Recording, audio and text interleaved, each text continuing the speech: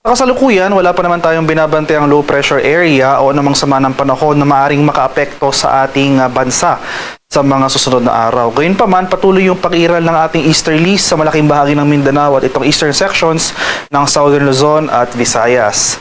At makikita rin natin dito sa ating latest satellite images, itong mga makakapal na kaulapan na kasalukuyang umiiral dito sa malaking bahagi ng Mindanao ay ang patuloy ng pag-iral ng ating easterlies.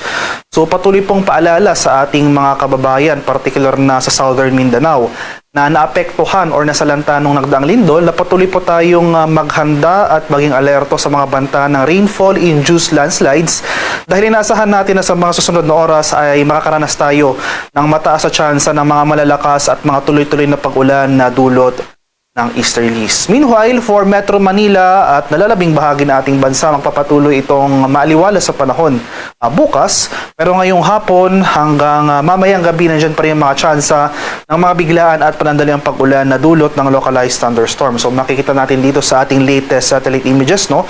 Itong mga kaulapan sa may Luzon at Visayas.